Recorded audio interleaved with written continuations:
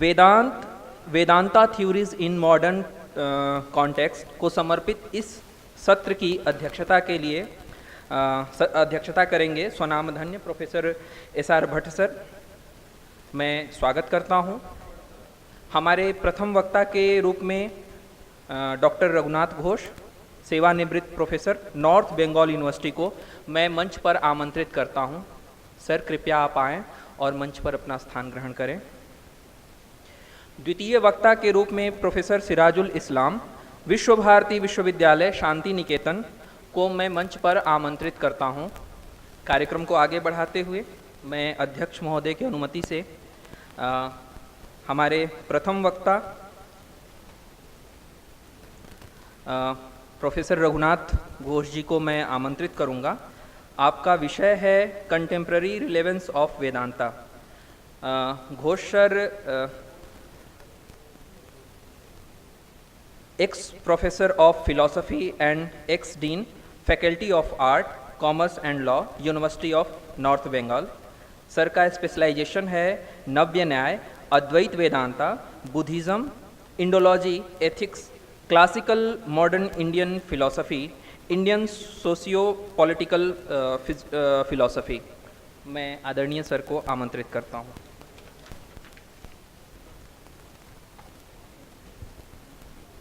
Good afternoon, friends. Respected Professor Bhatt, Chairman of the session, respected Professor Shastri ji, Vice Chancellor of this university, and my friends assembled here. So I would like to throw some light on some aspects of Vedantic principles which are applicable today. I won't like to tell anything which has got inapplicability in the modern time. That's why contemporary relevance I will show. People has a wrong idea that Vedanta is meant for the other world. But I will tell you, just like the advertisement of Life Insurance Corporation of India, जिंदगी का साथ भी, जिंदगी का बाद भी. I don't know something in जिंदगी का बाद or not. Whatever I will tell, that is जिंदगी का साथ भी Vedanta. So I won't take how much time, sir, Professor Bhatt? Okay. I will point out some issues and then as early as possible. So we will have a lot of discussion. Then let us see. Now the Vedanta starts with the basic presupposition that Sarvam Khalidam Brahma. I have quoted so many things from Upanishads. If you ask me why Upanishad, I will tell you Upanishad is the corroborator of Vedanta. Vedanta nama Upanishad Pramanam. Or you may reconsider the title as contemporary relevance of Vedanta and Upanishad. Vedanta, it will cover Upanishad also. And sometimes I also told that Sarvam Khalidam Brahma, this is oneness. And if we have realization of oneness, we will have social inclusion easily. In the universities there are so many centers for social inclusion and exclusion policies. UGC is pouring money for that. But if we give the Vedantic touch to the ordinary being, that all we are same, though we are diverse in character, language, in garments and other things, but we are one. And if we are one, then I cannot hate others. If I hate others, that can be taken as a suicidal case, Atmahano Jana. So I cannot hate others. If I have strong belief that myself, my own self, exists in others. Again we can tell that if I am alienated, I feel insecure. Alienation gives us insecurity. Sense of exclusion gives us insecurity. That's why Panini told a sutra, dhruvam apaye apadanam. Apadan kya hai? Dhruvo se jatham. When I think myself isolated from the root, then I will feel secure. And if I am included in the source, then I become abhi, fearless. So that's why nowadays people are very much scared. We are very much scared. We are feeling isolated from the one. And that's why we are isolated, we are completely alienated from the rest of the society. That's why there is insecurity. And this insecurity gives rise to the different types of identity movement. In our place there is identity movement. In our place there are 3-4 identity movements.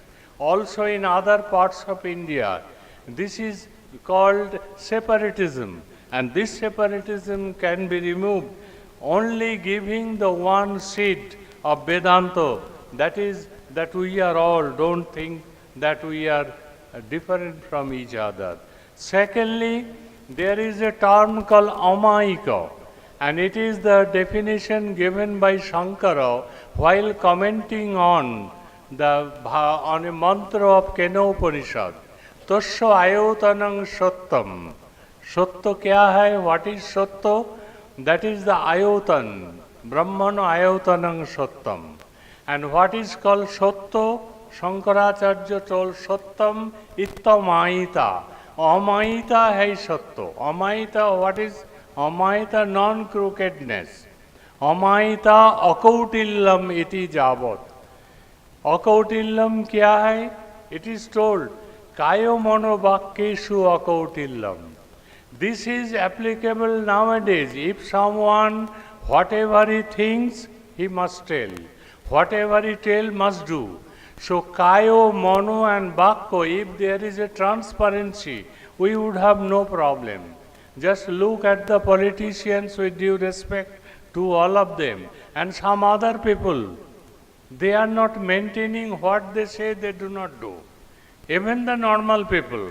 So, kayo mono vakkeshu akautillam iti amaita. And if amaita exists, then Satya comes. Otherwise, there is no question of Satyata. So, social inclusion is possible.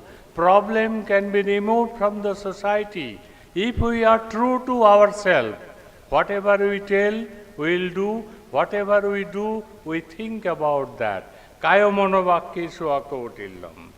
Again it is told there should be unity among men. It is in the Veda, it is there, Sangachaddam, Sangbadaddam, Sangbhamanang Sijanatam.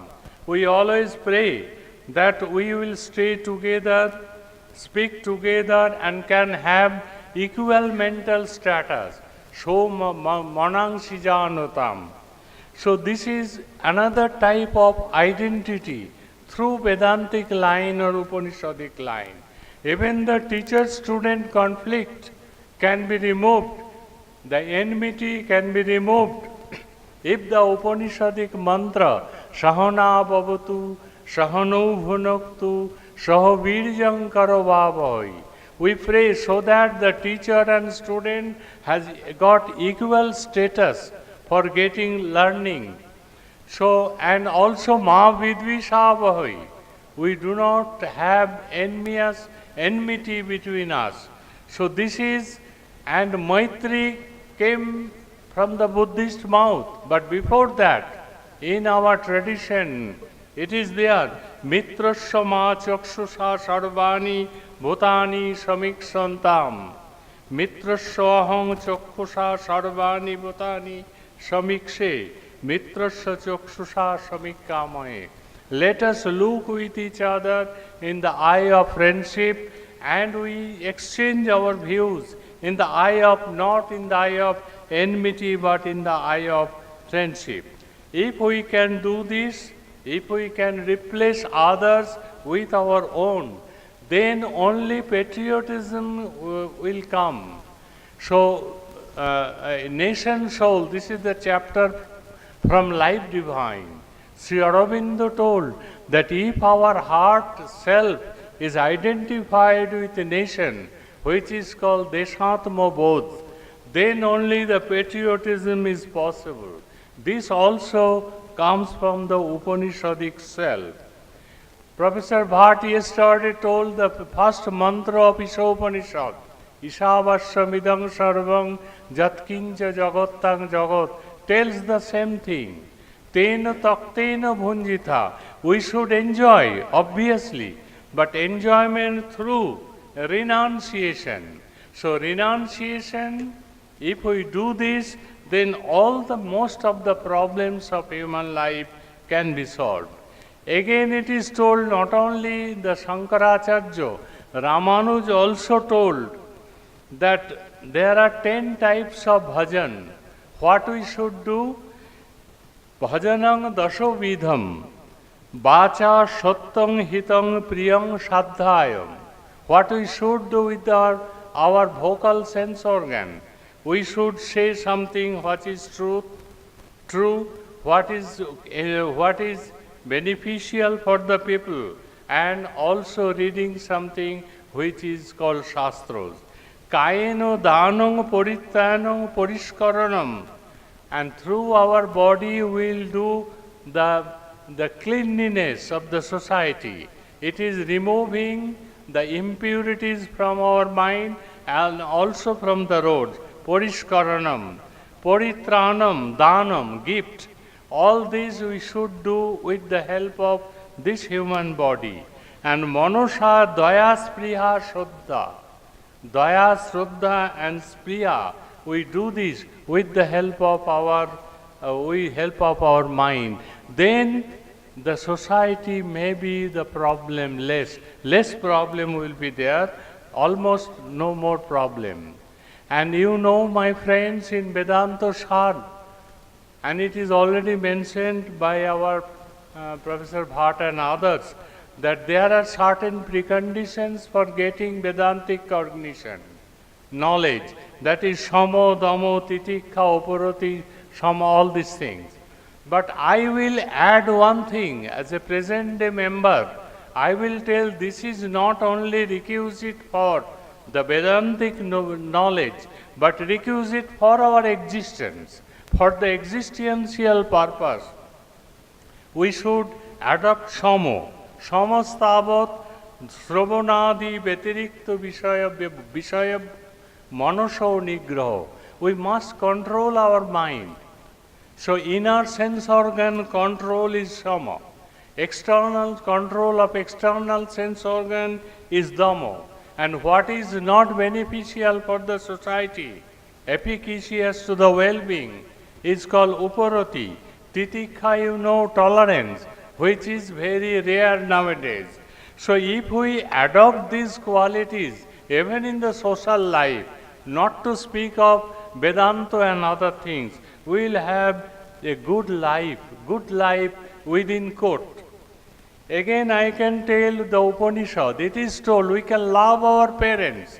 Nowadays, not only in Bengal but other parts of country, the sons are sending mothers to the home, Vidhashram. But here in Upanishad it is told, if you look to your mother as the form of divinity, Matrideva Bhavo, Pitrideva Bhavo, then you cannot misbehave with them. It's a good social family condition. Again, Acharya Devo Bhavo, teacher-student relationship. My friend Dilip told Acharya is a very good term in India. One who practices, then advises others not to do this. Then he is a real Acharya. So Acharya should be looked upon as the divinity. And again, Otithi Devo Bhava, our tourism department has adopted this in their Lego. Otithi Devo Bhava, though in most of the cases it is misspelled. Otithi Devo Bhava, the guest should be taken as Otithi, that is who is coming without any appointment. But if someone comes to my house, first word I tell you could have telephoned me.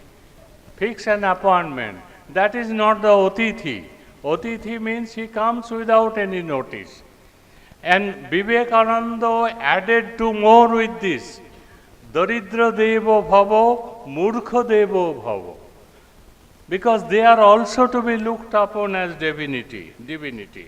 Then it is told, Anavaddhani Karmani Kartavyani. We should do those type of work which are faultless action. And whatever we are present something here, our students are presenting to the speakers with due respect, with Shambhram, Bhiyadeyam, Shraddhaya Deyam, Ashraddhaya Adeyam. Courtesy has been introduced with us by Upanishad. It is told you do this. Then you have a beautiful relationship with others. Bhiyadeyam, Sangvidadeyam, Shraddhayadeyam. Again, my friend, Shanti, the word peace, comes from the word Sham. And it is told in Kathopanishad, Varanchi Khani, this is the mantra, where it is told Kha is the common in both Sukho and Dukho. Kha in a general sense, Akash, sky, but in a specific sense, Akash, but in a general sense, it is sense organ. When the sense organs are within our control, internalized, then it is called, gives rise to Sukho. Sukho means it is Anukulo Vedaniya. But if our sense organs and mind are always after the objects, outside, externalized, then it is called Dukkha. Kha is common in both. Sometimes the Kha becomes Shu, sometimes Kha becomes Du, depending on the situation. If it is internalized, it is Sukha. If it is externalized, then it is Dukkha. Again, regarding environment, you know environment, our Upanishad told many things. What they told? They pray to God, let cool breeze flow gently. Madhu Vata Ritayate. Let the rivers flow gently without creating flood. Madhuk Sharanti Sindhavo. Let the cows give profound milk so that our children and adults get nutritious food. Madhir Gavo Bhavantu. Let the soil become fertile, capable of producing crop. Madhir Dhina Santoshadi. Let days, night, dust of the earth, green trees become efficacious to the society. Madhu Naktam Usvat Utotashaso, Madhumat Parthivang Rajo, Madhuban Vanaspatayo. These are the things which is in our Upanishad and Vedanta. Again, I will tell you, my friend, it is told our sense organs should be utilized for the good cause of humanity. We should not hear something which creates sometimes disgusting feeling in us. That's why it is told Bhadrang Karnevi Srinivamo. We should always see which is beautiful and soothing in our eyes. Bhadrang Poshemo Okshibhi. Again, it has been told that we can utilize the same, all the sense organ in glorifying God. And again it will be told that some problem, Professor Daya Krishna raised a question. I had personal discussion with him when he was alive. He raised two objections about the Vedanta particularly. One objection that Vedanta in India there is no freedom. And if there is freedom, that is transcendental, hence asocial or transsocial. Secondly, he told the absolute freedom, whether it is possible or not. I will tell absolute freedom in the mundane level is not possible. All are relative freedom. How? It is Simar Madhye Ashim Tumi. Rabindranath told, unlimited you have to taste. You have to the test of unlimited one within the limit. So just like a playing, as told by Radha Krishnan, card playing, football playing. You are playing football. You have liberty to twist with the ball, give your ball to your fellow friends. But you should maintain the rules and regulations of the game. That is the outer boundary is given. Inner boundary you have freedom. So it is not true that we don't have any freedom. Lastly, I will tell that our Daya Krishna ji told that liberation is trans-social. Yes, if you take liberation, mukti, in the Videho sense, I am not talking about Videho mukti. As I told you in the beginning, that जिंदगी का स्वाद भी जो है वही बोलेंगे. So जीवन mukti is very much important to me. In that case, जीवन mukti is more relevant nowadays because I will do work for others without maintaining my ego. How it is possible? It is possible. Sachakshu achakshu rivo. I have eyes as if I don't have eyes. Sakarno akarno ivo. I have ears as if I don't have ears. So I can do service too. The meaning of service is like that. We don't have any obhiman. We don't have any ego for that. And Loka Sangraha tells like this. The concept of Loka Sangraha, Shankaracharya told, Loka Sangraha, what does it mean? Many people gives different meaning. But Shankaracharya has given Lokasya Unmarga Pravritti Nivaranam, Loka Sangraha. That Bhagavad Gita, it is told, such person can serve the society by way of bringing the right path, who are connected with well-being and welfare of the society. If I am rootless, if I am dishahin, I have no aim, then I cannot do work. So, unmarga pravritti nivaranam eva, jivan muktasya lakshanam. So, loka sangraha means I will do so that people are not out-tracked. So, keep people in track, whatever is doing is loka sangraha. So, these are some of the points from Vedanta and Upanishad. I will tell more if some question is asked to me. Thank you very much. Thank you, Professor Raghunath Ghosh, for a very illuminating presentation of Vedantic social philosophy, individual transformation, social transformation, and cosmic good. In fact, the Vedic Rishi exhorted Manurbhava Janaya Devyam Janam. So we have to cultivate what is called as a personhood by imbibing all noble qualities, and these qualities have been very well enumerated in the Vedic literature.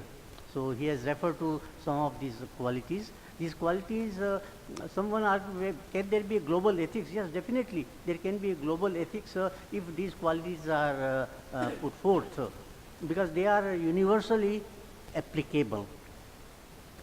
He has rightly pointed out that the Vedanta is the culmination of Vedic wisdom, and Vedic Veda is Apurushayam Vakyam Veda.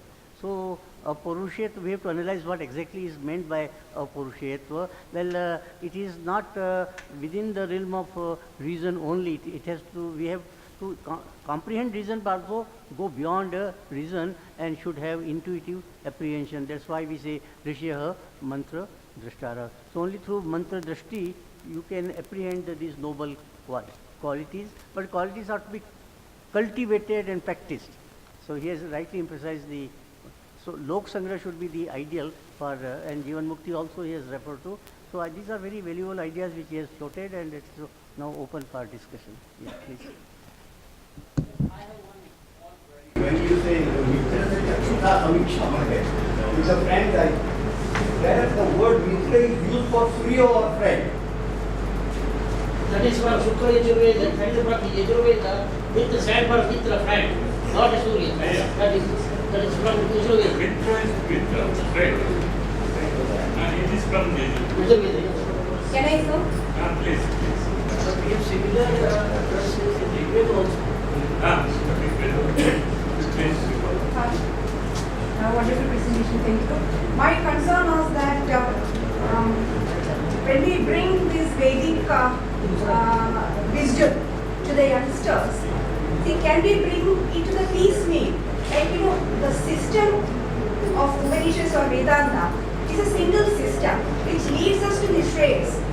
In this consumerist world, we will not be able to take the whole of the system as a bunch. Probably the youngsters may not garnish it. But then do you suggest that we can take only what is relevant? See, for instance, can also have an explanation that use the commodities to the minimum. You don't have to exhaust the whole of the commodities that we have because that has been given to us. You know that US exploits the majority of the commodities and creates the whole lot of problems for the whole of the globe. But such principles, how do we take it to the piecemeal to the youngsters without the metaphysical strings attached to it? Thank you, Srikala. Nice question. Shall I ask? It's a good question. I think these problems are there. So we have some principle also in the Niti Shatak and also in other places that sarang tato grajyam apasya phalgu. We have to take whatever is substantial because we are going to rewriting the history. If I put all the metaphysical jugglery to the young minds, there is chance of being confused. So we have to put that Vedanta is still relevant today.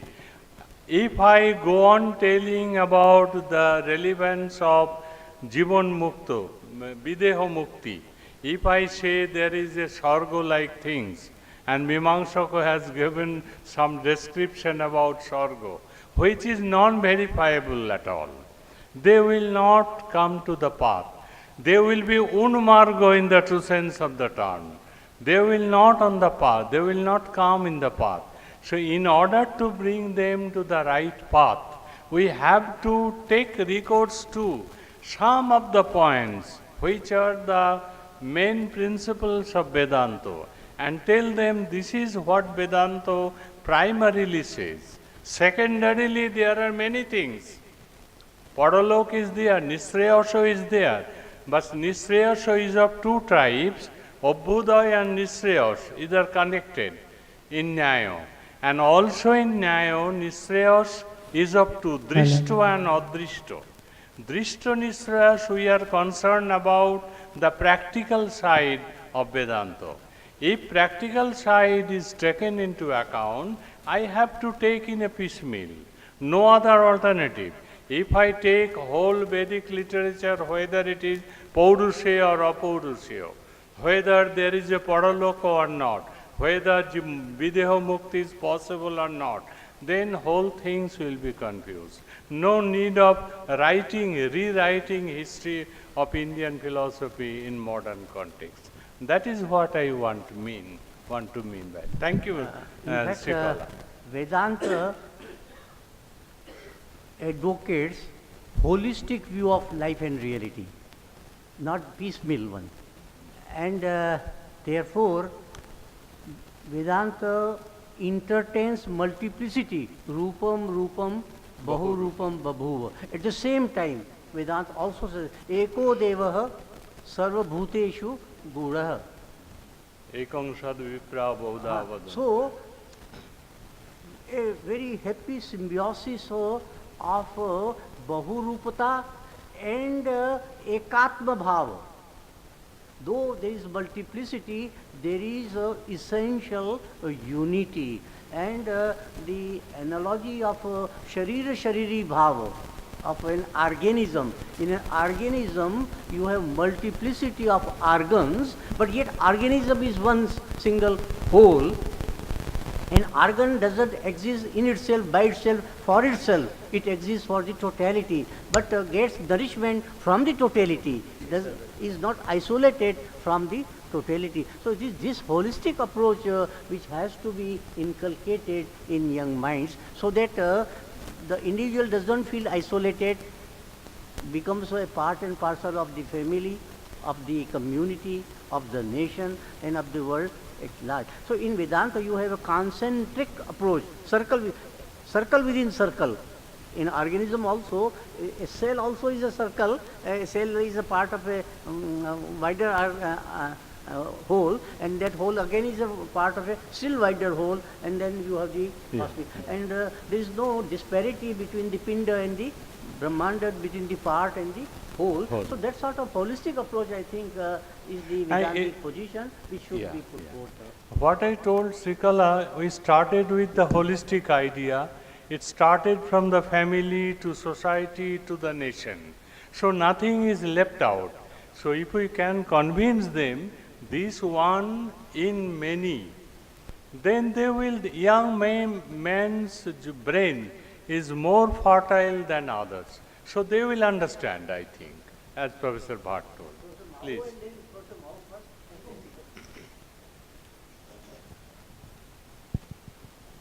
Enjoyment in renunciation, it's a very beautiful and attractive paradoxical meaning. So I wish you to articulate and spell it out more effectively. Thank you, Professor Mao. Taktena Bhunjitha, renunciation, enjoyment through renunciation. The Western people has asked me many questions. What nonsense you are speaking? Tag and bhog, they are not complementary to each other. They are opposite to each other. But you told that there is enjoyment through renunciation. Well, yes, in Indian culture it is there. Because we have in Upanishad, there is a mantra called Das Uparna. Two birds are there. One bird is enjoying directly the fruit of a tree. Another bird, maybe a mother bird, he is enjoying the enjoyment of the young ones. So the second one is meta enjoyment. What he is doing? Enjoying the enjoyment of the sun. No, without taking anything. Just like our mothers. Mothers, they feel much happy when their son is taking food. There are poor mothers also. They don't take anything. All are given to child and enjoy. So this is in short. There are many things to tell. The word Tyaktena Bhunjitha, Tyaga precedes Bhoga. Bhog, yes. First you have to renounce, and then the residue you have to enjoy. The order is, logical order is there, which is prior and which is posterior. It's a very, I think, significant point which Ishopanishad puts forth. Now, Please, Professor Sina. I must congratulate for very clear presentation. My concern is regarding your attempt to relate Vedantic principles to the contemporary problem of inclusion and exclusion. Certainly inclusion and exclusion, in most of the universities, this center of inclusion and exclusion have been opened.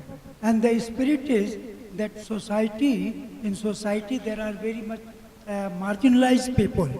And hierarchical society have, since long there was a discrimination. But in Vedantic principle, we find identification. Aham Brahmasmi, Brahmavid Brahmeva Bhavati. How these principles are relevant to the principles of inclusion and exclusion. This is just for clarification. Okay. The hint which I can get that in Manisha Panchakam, there is a, you know better than me. so in Vedantic framework, there is nothing called exclusion. only thing, all is included. Sarvam khalu idam brahma means everything is included. No, so that's why Vivekananda says, Dukhi devo bhava, Darita devo bhava, etc., etc. Means they are not to be excluded. Antyodaya, this concept of Antyodaya which Deen Dayal ji has floated, means unto the last. Means in Lokasangraha you have to care for each and everyone from top to the bottom. In fact, no distinction between top and bottom is to be drawn. Thank you, Professor. Actually, Professor Sinha, exclusion means apparent exclusion. They are to be brought to the line. They are those who are excluded. They are unumargina. They are not on the right track. They are to be brought, the main current of the society. This is the inclusion-exclusion policy does. Maybe with the help of Brahman we are doing, Atma we are doing. Somebody say with the help of humanity. Chandalika in Rabindranath Tagore told that Chandalika, the girl, was untouchable. But Buddhist Bhikkhu Ananda told that he doesn't believe in Brahman. Told, Je manavo ami, sei manavo tumi konna. The same humanity lies in you and me. The same blood flows in your vein and my brain. So there is no distinction between you and me. So please give me water. So, thank you.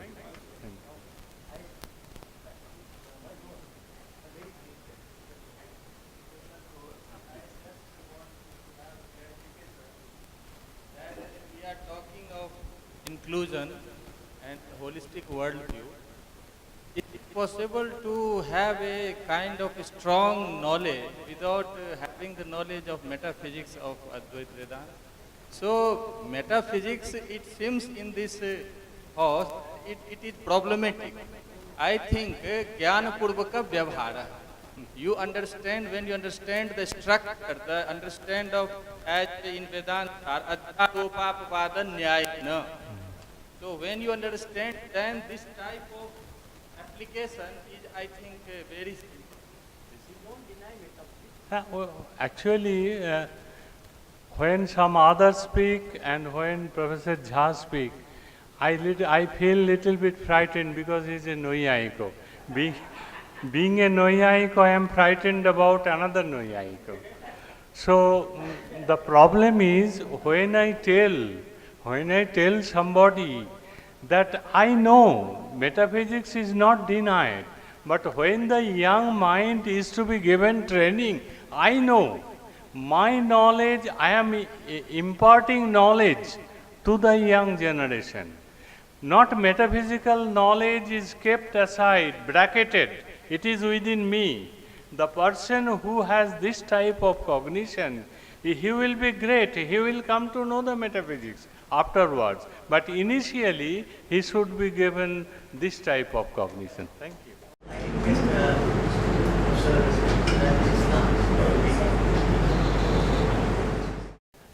Namaste.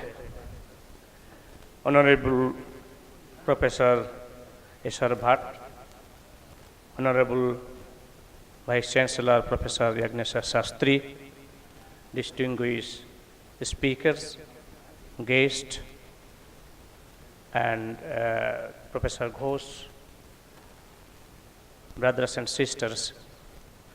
I am highly thankful to Professor Sastry and the organizers of this workshop of this university for giving me privilege to share my views in this August gathering. I am also highly thankful to Professor S.R. Bhatt for sharing in my session. My topic is related to Vedanta and Sufism. It is something new aspect. You are the master of Vedanta, I am not. I am just learning. But I have studied little and I thought there are some commonalities between Indian Sufism and Vedanta. That's why the starting point, as Professor Ghosh already stated or articulated, that Jindagi ki saad bhi जिंदगी के बाद भी हम एक जुड़ेंगे जिंदगी से पहले भी। सो यही है जे there is the notion of Brahma, that is reality in Vedanta. Ekme Baditya, Ekam Brahma Ditya Nasti. And the Advaitic Vedantic thought of Sankara, Brahma Satta, Jagat Mitha, Jiva Brahma Ibonafara. These are the thoughts which basically Sufis of India,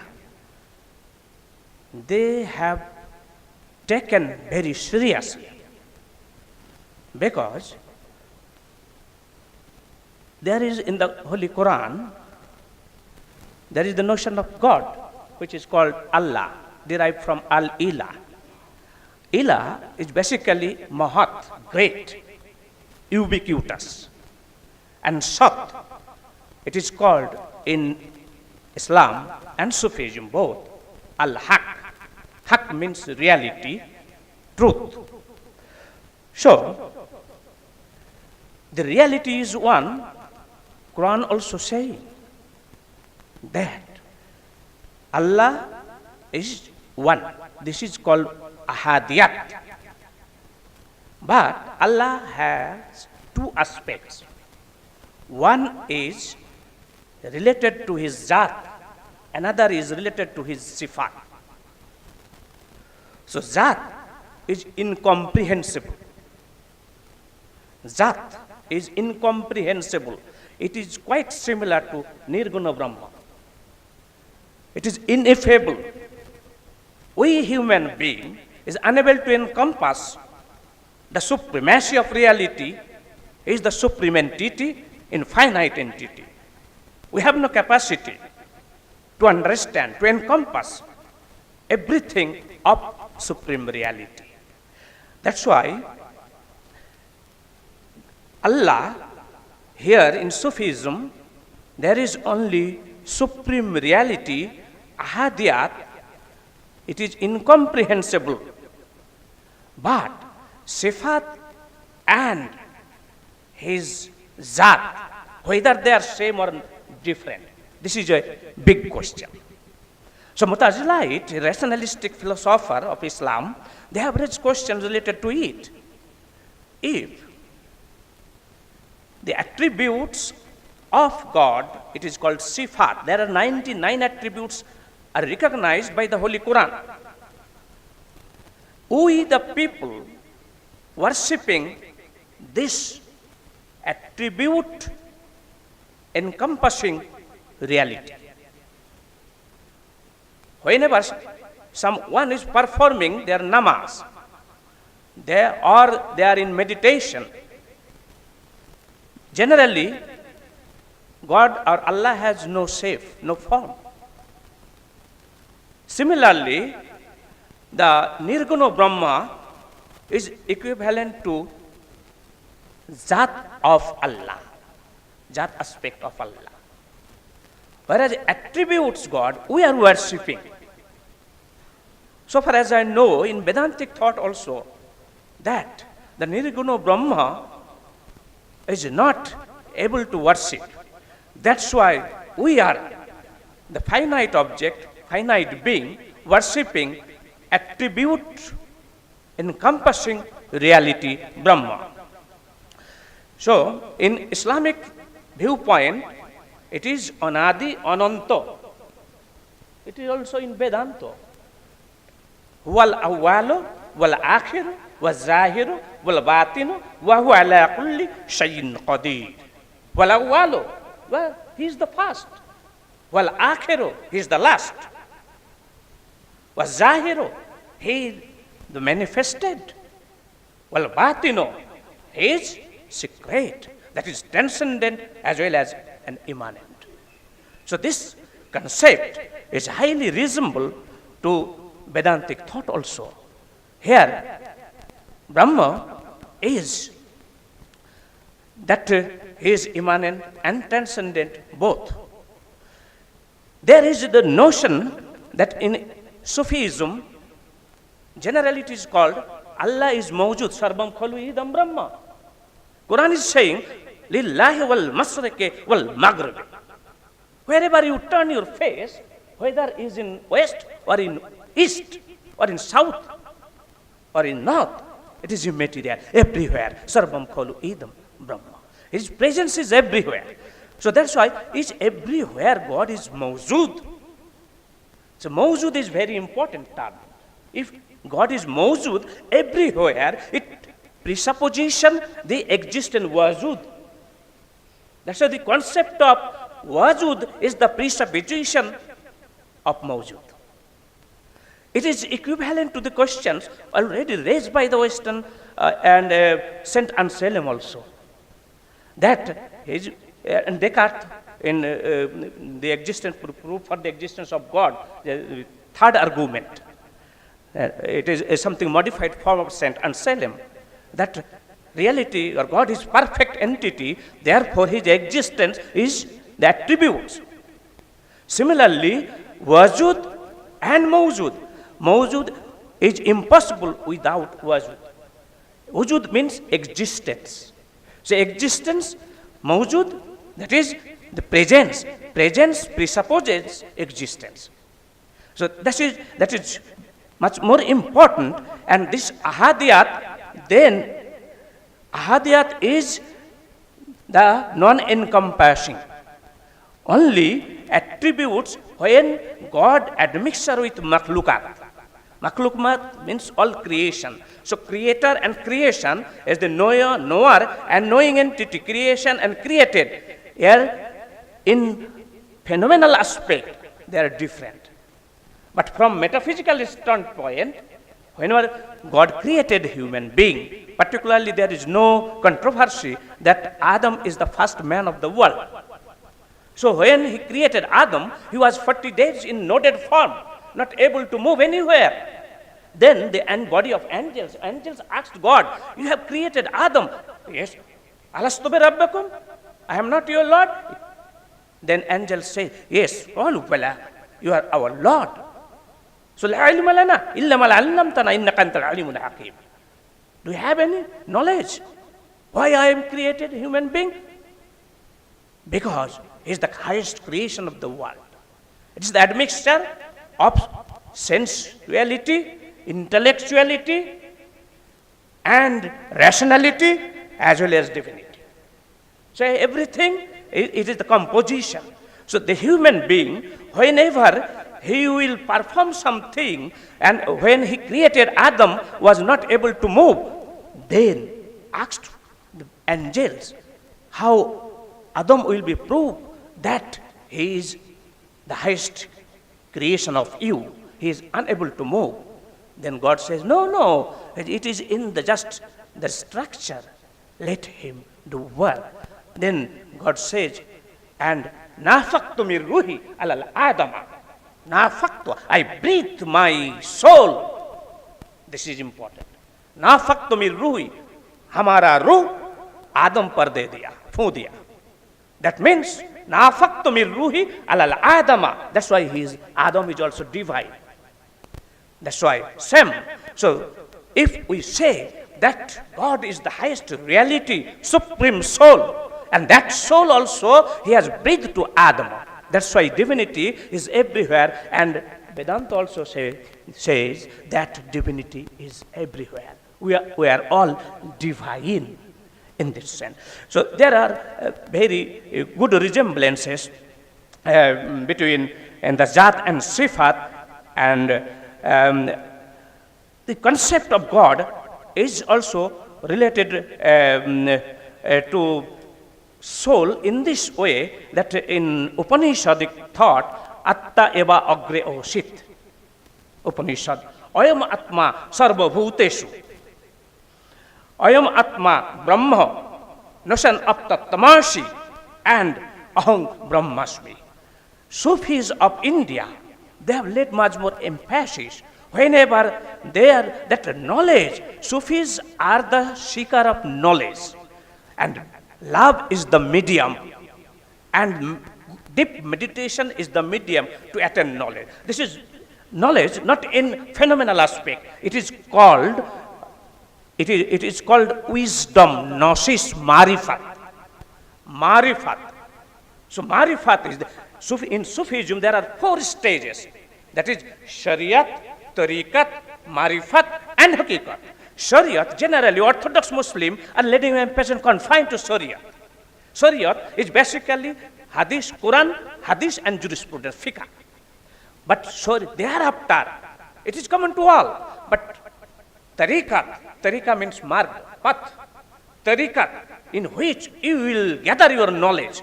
And marifat is the not only knowledge, phenomenal knowledge or educational knowledge. It is wisdom or gnosis, marifat. So marifat and their hakikat, when a person will attain the knowledge of reality, he himself become aham brahmasmi. That's why analha is the utterance of Mansur al-Hallaj. I am the reality.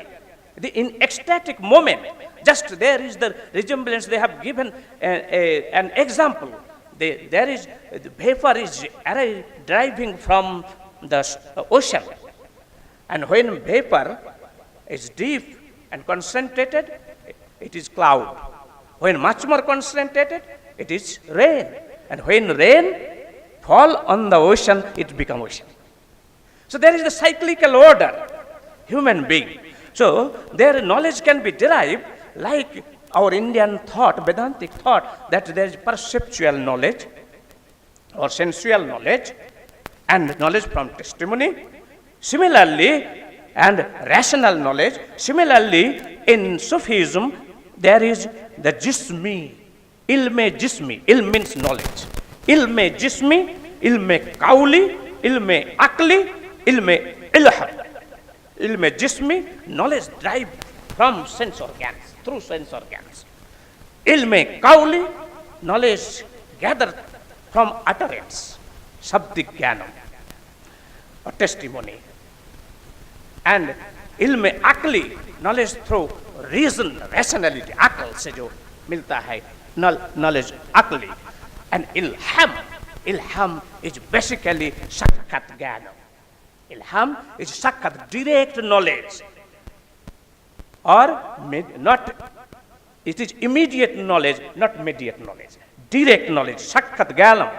Sufis, in their terminology, it is called ilme ladunni. It is a knowledge, but not knowledge similar to worldly knowledge. It is deep sense of knowledge or deep category of knowledge.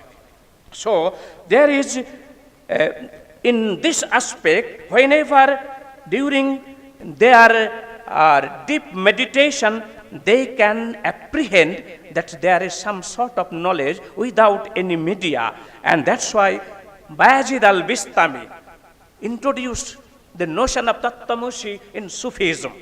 Bayazid al-Bistami, he was from Bistam, now in Iran. But his master, Sheikh, Guru, was Abu Ali Sindhi. He was the inhabitant of Sindh, and Sindh, via Sindh to Afghanistan and Basra, Kufa, and Transjordania. There are the large numbers of Buddhists they resided. So Buddhist thought also impregnant in Sufi's thought. And Abu Ali Sindhi, he realized that Subhani Azmi, Ma Azmi Shani. How great is my majesty. So the reality, like Buddhism, there is no different God apart from me. In Baul tradition, particularly in Bengal, Jahanei Bhande, Tahanei Brahmande. Whatever not is within me, that is not anywhere. So their notion, like the Sahojiya or Tantric Dehotattik Tattva, also influence Indian Sufism. So from metaphysical standpoint, only reality exists, and Adam is the makhlukat, creation. And that's why whenever we will state about something that Kabir very nicely uttered. whenever I am finite, so he will be recognized as a good human being who is attributed in the attributes of reality.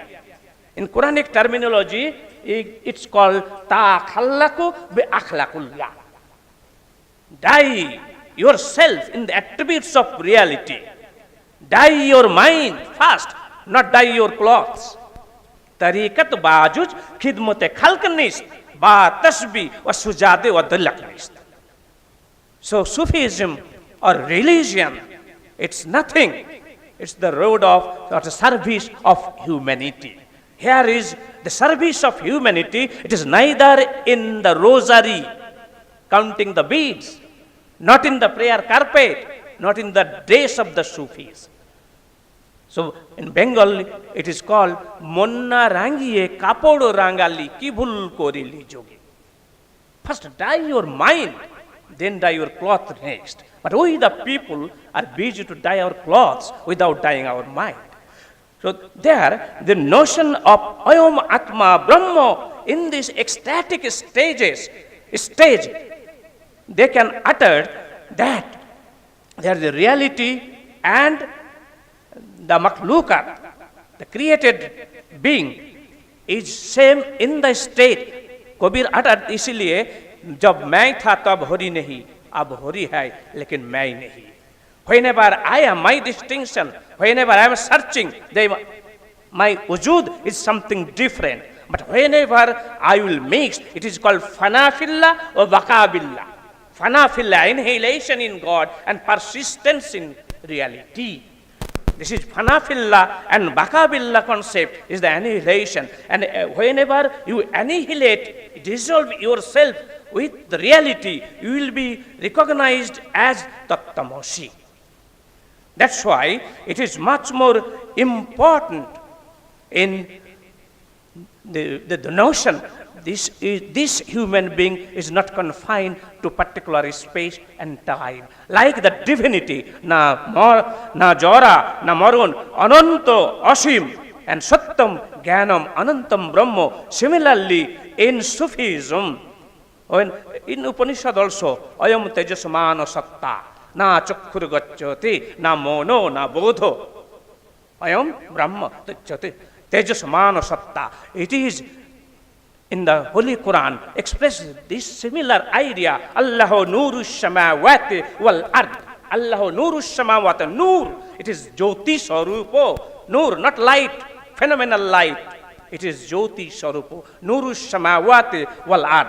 There is the notion asatama sadagamai, tamasama jatirgamai, mitruma amritangamai. Similarly, in the Quran, there is yakhrajo minas zulmate ila nur. Please, oh God, please send me from darkness. Yakhrajo minas zulm means andhakar. Darkness. Minas zulmate ila nur. Towards light. Allah nuru samawati wal ard. Then Arabian people asked Prophet Hazrat Muhammad, what is nur? Al-ilmu nuran. Knowledge, wisdom is light. That's why, because each and every particle, everything, phenomenal object, if you distribute, it will be khatam. But nur, if you have a candle and it is blazing, you can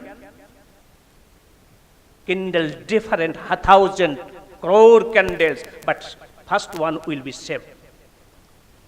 No diminishing. That's why Allah, and whenever the finite self and infinite self mixed together, finite will be represented as infinite. That's why it is highly important, and he will realize there is the Sufic notion, there is Hamaust and Hamaajust. Hamaust is the nation, pantheistic notion, where everything is encompassing with the reality.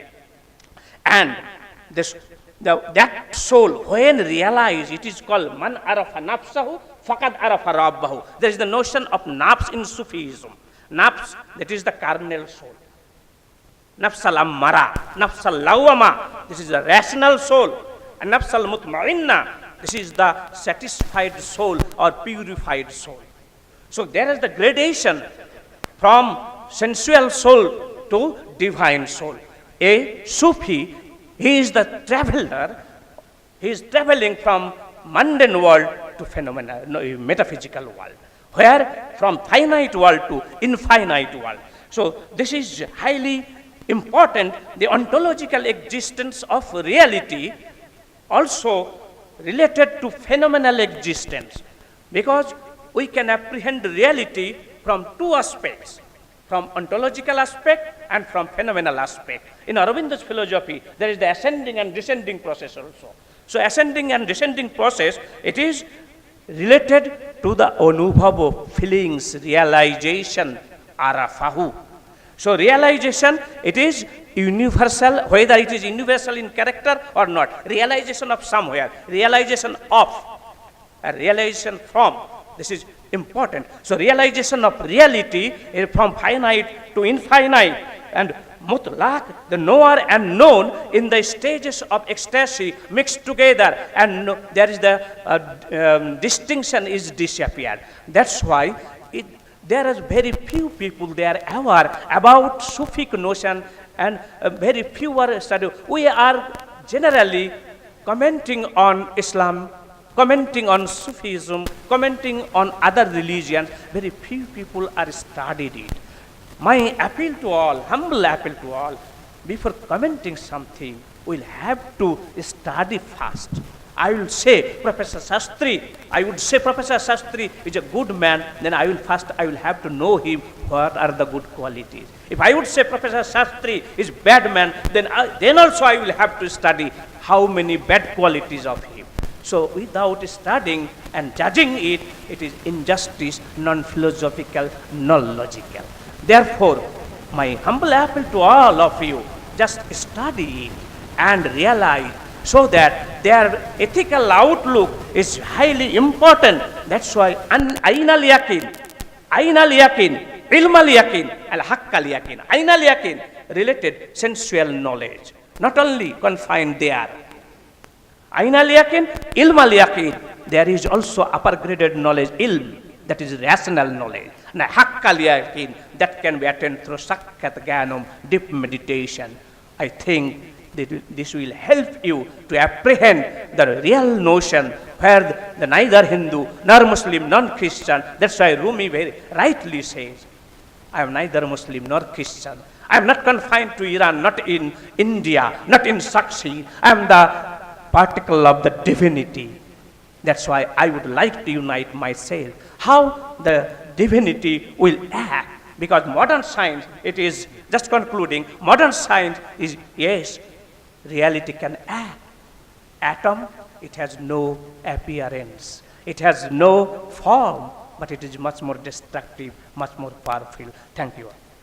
Thank you, Professor Sirajul Islam, for very clear and enlightening exposition of Sufism. But I have two queries. You very often refer to Indian Sufism. So would you like to make a distinction between Indian Sufism and non-Indian Sufism? And for writing this history of Indian philosophy, should be confined to what you call, within quote, Indian Buddhism alone? This is one query. Second query is, when a dichotomous distinction is drawn between the creator and the created,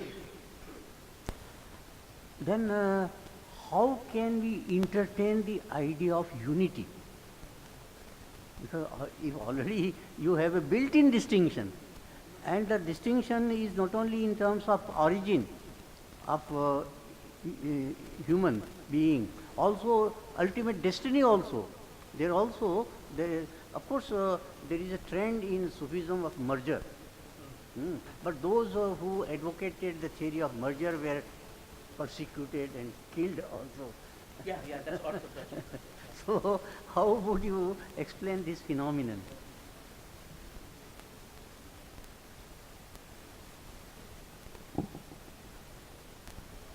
Thank you very much, sir.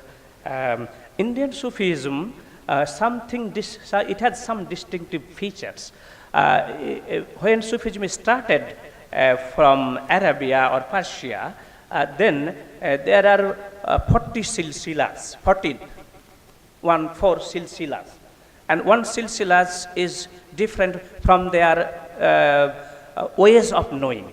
But Indian Sufism is something different from that Sufic notion, where there is Sufism has two aspects, two sects. One is Basara. The Sufis, those who basically laid much more emphasis on Shariat, Basara. Those who are not giving much more emphasis on Shariat, they are Besara. Just like Be-Adab, Bekar. जिसका काम नहीं वो बेकार है, जिसका आदब नहीं बेआदब है, जिसका शरीयत नहीं बेशरा है. So Beshara Sharia Sufis are much more popular. Kalandariya, Madariya, the Damadam must calendar. This calendar is not confined to Muslim alone. He is popular to Muslim, non-Muslim, Christian, Hindus, Jews, everybody. So at the Sufi Dargah of Jaipur, Khaja Moinuddin Chishti, it is real, I think this is the real message of Islam. Islam is not confined to particular community. None of the religion, I think so. None of the religion is confined to particular community. Because Quran, there is 3 terms basically used. There is Nas, there is one verse also on Nas. Nas means insan. In insan also. Wal asri innal insana lafi khusrin. Innal lazina amanu wa amalu salihat wa tawassaw bil haqqi wa tawassaw bis sabr. Innal insana, indeed all human beings. That is for all human beings. If it will be for the Muslim, innal muslimina, but nahi kaha. Innal insana. Similarly, in verse Baqarah, there is Ya ayyuhan nas abdu rabbakum allazi khalaqakum. Ya ayyuhan nas, O human being, O mankind. If it will be for Muslim, yeah. So that's why this Indian Sufism laid much more emphasis on it, that the Indian context, Besara Sufis, they have accepted various thoughts from. We must accept the distinction while writing this thing. Yeah. It is confined to Yeah. Indian Sufism only. And dichotomy is distinction, how unity is possible. From phenomenal aspect, we are distinct from reality. From metaphysical aspect, that's why if someone dies, there is the utterance of the Holy Quran, Inna lillahi wa inna ilayhi raji'un. Indeed, you are from the reality, from Allah, and returning unto Him. That's why this is the unity from multiplicity. Multiplicity, whenever we are in the phenomenal world, we are multiplying. So unity and multiplicity both together with Indian Sufism. That is, yeah.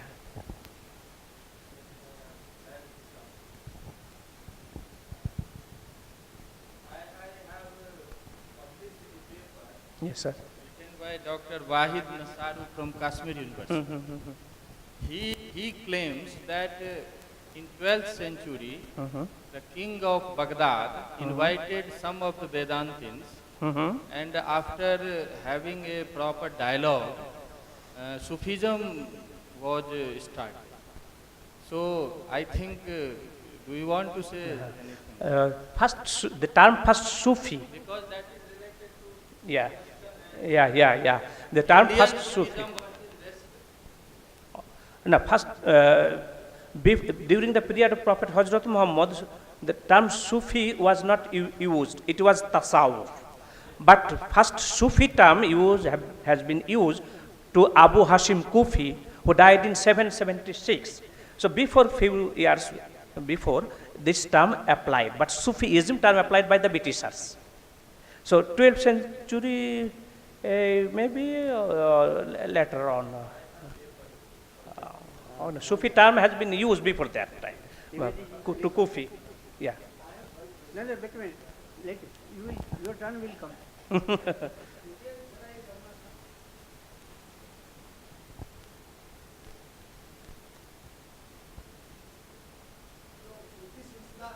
जी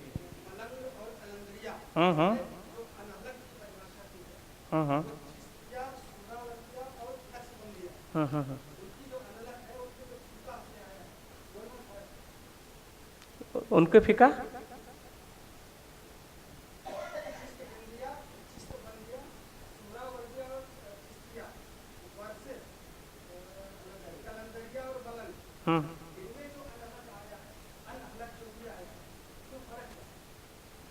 नहीं, उसमें फर्क ऐसा कुछ ज़्यादा फर्क कुछ नहीं. Anal haq, it is in during deep meditation. It is called the state of wajt, ecstasy. The state of wajt, there is the Sufi term they have used, particularly Indian Sufis used it. Wajt, W-A-J-D, wajt, ecstatic moment. They are unable to make any distinction between the reality and created being and creation. That Malang Fakir also. Malang basically familiar as a Fakir. Fakir.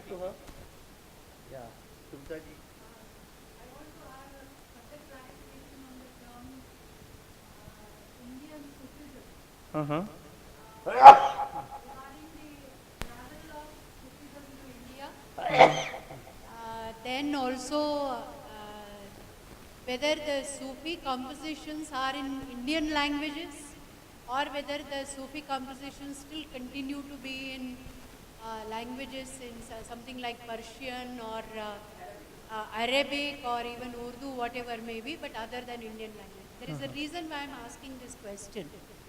You know, travel of Sufism in India might not have been identical in all the states. Say for example, in the south, the southern part of India, in the Bahmani kingdoms, where there were Marathi saints, and Sufi saints were deeply influenced by the compositions of Marathi saints, and they were from the Qadariya Sufi cult, Qadariya Sufi cult, they were from. Qadariya Silsila. Baba Jilani and all other. The point is that many of them have composed in Marathi. And their own philosophy, they are using their certain terminologies, but they are addressing this either to a type of yoga which is for Adhyatma, which is for higher realization, or they are addressing it to the cult of Vithala, but not the Saguna Bhakti. Again, Vithala, who is addressed as the chief of the yoga by Jnaneshwara in his Amrutanubhava, and they are addressing to all those compositions. So I would like to know when you are, now this can be really called Indian Sufism. Yes. And when you are using the term Indian Sufism, Yes. whether they have composed in Bangla or whether they have composed in any other language where they kept on wandering. Say for example, even Khwaja Mohyuddin Chishti, who was there in Jaipur, whether he wrote something in Rajasthani language. Now this is, I'm just asking out of curiosity because I really don't know. No. And I was not even aware that there are quite a lot Sufi mystics who composed in Marathi Persian. in Marathi language. Marathi language. That was not known to me. And that also was amongst the, it was not in the Maratha Empire. It was with the Bahmani Sultans. And it was Imad Shahi, Qutub Shahi, Barid Shahi. So the compositions took place. And some of them were influenced by Eknath, some of them were influenced by Jnaneshwar. And there is a book in Marathi written by a very well-known author giving the detailing of the compositions of their, these Sufi mystics. So out of curiosity, I am looking at such assimilations, whether such assimilations had taken place, because you are constantly using the term Indian Sufis, Indian Sufis, Indian Sufis. That is one thing. This is well accepted that there are elements where there is similarity, considerable similarity between lot of Sufis outside India and the philosophy of Advaita Vedanta. You know, one of my Iranian students had written a PhD thesis on Shankaracharya and Ibn Arabi. And the last sentence, and he was sponsored by Consulate of Iran. And the last sentence of his thesis was, Ibn Arabi is Shankaracharya writing in Persian and Shankaracharya is Ibn Arabi writing in Sanskrit. So he showed the similarity with with metaphysics and with even to some extent epistemology. It's very difficult to construct epistemology when it is in the poetic form. And of course then all other aspects and life situations. When it comes to India, when we are addressing it on the public platform, it is all right that academically we say similarities are there, similarities are there. Now in the morning when Meenal raised this question that when we are doing a parallel comparative study, the land is very slippery. It should be agreeable to both the parties. So my another question is, since you are very close to this particular thought process, Yes. how close the Sufis are towards Vedantic philosophy? Thank you very much. Thank you. Closeness, Sufis, to Vedanta. No, Professor Rao and then yourself. No, please follow a sequence. Professor Rao will be speaking first and then yourself. You reply at the end, huh? Okay. Professor Siraj, Okay. thank you for the illuminating lecture. But I have, you said that according to Islam, reality, Allah is Nirguna. I think, as far as I have understood, God cannot be designated as Nirguna. He is full of gunas. One point. Another, as Professor Bhatt pointed out, Islam makes a distinction between the creator and the created. Okay. Now I want to ask you whether man is God or different from God. Because in Islam there is a saying, the worst sin a Muslim can commit on this earth is to equate himself with God. The worst sin a Muslim may commit on this earth is to equate himself with God. So, I need clarification. Yeah. Now, take the mic. Indian correction of thinking with Sufism. I have a concrete example in Baroda city. Every year, number of Sufis from different European countries, they come down. They are not all Muslims, many are Christians also. Yeah. But their influence of Maulana Baksh or Inayat Khan, and Inayat Khan has written profusely on Sufi traditions. So it is for that they are gathering, and therein sometimes I was invited and I have seen that the Vedantic influence is very much over them. Yeah. Thank you very much for your Anyone message. else? No? Then now you can respond. But in a very short. Yes. Thank you very much, Subhda ji, for your questions and thought also related to it. That's generally, it is believed that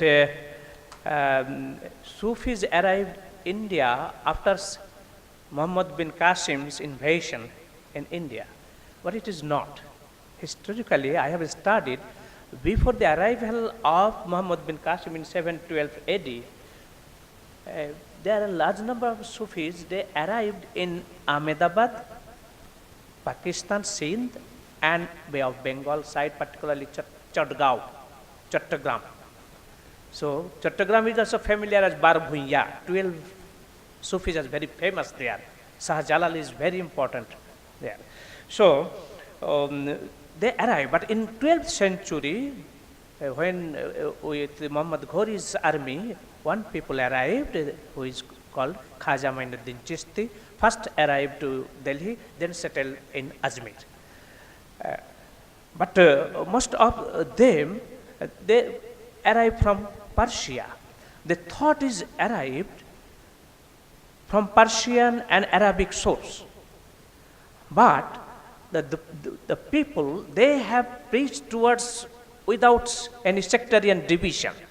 Their khidmat-e khalq, service to all creatures. This is their that was their message. Khidmate khalq, service to all creatures. That's why each and every circle of people, they assemble there. But the people, those who come in their fold, they have previous knowledge of Indian religions. And after initiation, that knowledge, they have tried to mix with Sufic thought. And that's why they said there is literally or linguistical division is only there. But intention is all, the reality is same. In Tagore's language, if you thirsty people, it will quench your thirst, irrespective. Ebari shei bari, ja tripto kore trishitere. Someone call it as water, some as pani, some was in jal or neer, maun, ab, but it is the same reality that will quench the thirst of thirsty people, irrespective of caste, creed, and religion. Any more questions? Oh, yeah. Reality, one Professor Rao, Allah nirguno and full of guno. Both are there. In Jat essence is not accompanied by, but Orthodox Muslims, they are deviated from it. Only Sufis, they say that Jat is something, in Quran also, Subhana Rabbuka, Rabbil Izzati Amma Yasab. Quranic word I am uttering. Subhana Rabbika. The Rabbil Izzat of my Lord is much more, essence is much more holier, Amma Yasefun, than my attributes. So distinction is there. Clear distinction. But Orthodox Muslim, sometimes, generally, they oppose it. And created and creator. There is the notion, God is creator, Khalik wa Malik. Khalik. Some people have compared Sufism with Ramanuj Vedanta. Yeah, Ramanuj Vedanta, Vishishtadvaita Bado. Yeah. Bhedo, Swajatiyo Bhedo and Vijatiyo Bhedo. There is also the notion. So, God is creator, of course creator. But when it is just like they have given, God is just like sun, we are just like rays. So, in conceptual difference, rays is different from sun. But their rays is not really different from sun. They are the emanation that really derive from the reality. In this aspect, creator and created both are equal. Please, It madam. is just bringing to your notice that in Karnataka we have the Shishunala Sharifa, who is a great composer, Sufi composer. Sufi composer. Yeah, Shishunala Sharif. And all his songs are like, every household, they sing even today. They are so popular, the Sufi songs of Shishunala Sharif. Muslim. It is very difficult in Bangladesh. Maiz Bhandari Sufi. They are downtrodden caste. Sureshwari Sufi. Surateshwari Sufi. In our Vanobibi Sufi. Yeah, Bangla. They have composed in Bangla also. Yeah, and Sufi song is a spiritual song. It is called Sama. It is Sama. Sama is, but Orthodox Muslim denied it. There is no indication in the Holy Quran about that it is not permissible. There is no indication. But only vulgarity. Even Prophet Hazrat Muhammad, when migrated from Makkah to Medina, one girl was singing. And in singing, Prophet Hazrat Muhammad, he went out. But Prophet said, that was a very sweet singer, call him back and sing. But vulgarative song is highly prohibited. But Sufi song is not vulgarative. It is the words helps. It is called swift flight to attain ecstasy. That's why. But now it become commercial. But that's not originally Sufi song.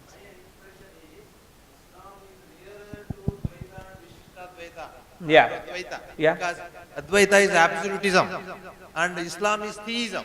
But These two are whether spiritualist systems.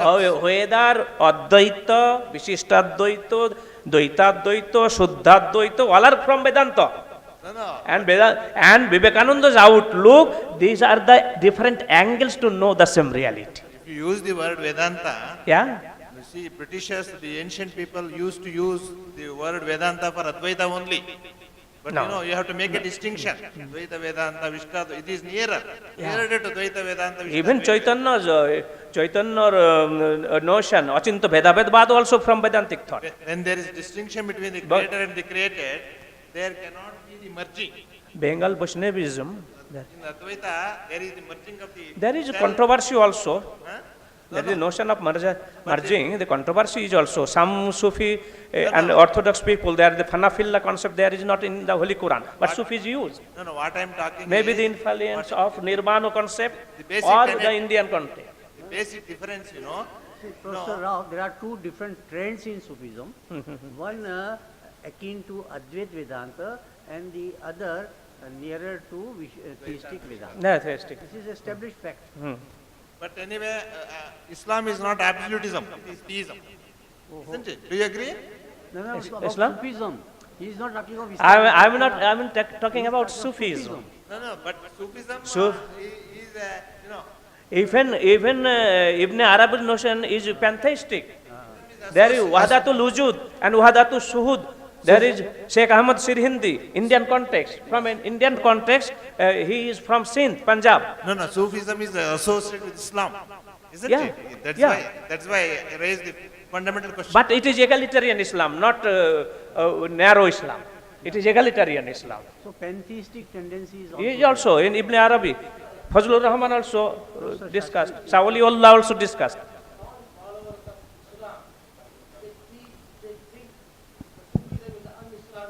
Because I taught Sufism and Quran in the State University of Ohio. See, the people, they call themselves a real Muslim. They say, don't teach Sufism, it's un-Islamic. Shouting in the class. Can you clarify that? They are taking Islam in Sufism in literal sense. Yes, of course. It is obvious. The term Sufi is not prevalent in the Holy Quran, not used in the Hadith also. But there is Tasawwuf, it was in the society. Tasawwuf is also not there. There is the notion of Oli, Awliya, Fakir, Karibun, Sadekun, wa nahnu aqraba ilayhi min hablil warid. God is saying, Quran, I am nearer to you than your jugular vein. Inna Allaha ma'ash-sabirin. God is with the patient human being. I have a practical question. Yeah. While writing for this project, should we entertain the pantheistic interpretation or theistic interpretation? Pantheistic means Advaitic. Theistic means Vishishtadvait and like that. What is your suggestion for that? Both interpretation are prevalent in the society. But I think it is the expression of the Sufis. There are many writings on pantheistic outlook. There are also theistic outlook. There is another notion, panentheistic outlook. Panentheistic also. Ramanuja Vedanta is called panentheism. Panentheism, that's why I am saying. Panentheism also there. So I think your suggestion is well taken. Uh-huh. I think whosoever writes on Sufism Uh-huh. should take this into account. Whatever outlook we can write, but must be rational and logical. It needs so the authority. But it is in Sufi, not un-Islamic. That's why the term is not there, but notion is there. Term is not, but it is mystical. Mystical in what sense? Prophet Hazrat, just I will concluding. Prophet Hazrat Muhammad was in the cave Hira in deep meditation. Sometimes in the cave Hira, and his notion of miraj, nocturnal journey, highly mystical. This is spiritual. This is purely spiritual. There is no indication, and none of the Muslim can neglect it. None of the Muslim can neglect it. But yes, Sufi term not prevalent at that day. The notion is impregnant there. Term utilized later on. But notion is, Quran, Inna awliya Allahi la khawfun wa la hum yahjanun. Allah inna awliya Allahi. The awliya of Allah को कोई उन लोगों को कोई खौफ नहीं है, उन लोगों को कोई दुख नहीं है, उन लोग friend of mine. Awliya notion is there, but later on Sufis used, but it does not mean the notion was not there. It is not un-Islamic. Rather, I would say Sufism is the real torchbearer of Islam. And it is not confined to any sect. Islam is not confined to any sect, but it is very unfortunate that few Muslims, they are dominating just that religion is for our community. But Islam is not for community. It is for all human beings. Sir, my university needs proper direction. What to write, what not to write, how to write. If you are leaving tomorrow morning, in the beginning I said, we have to constitute editorial board.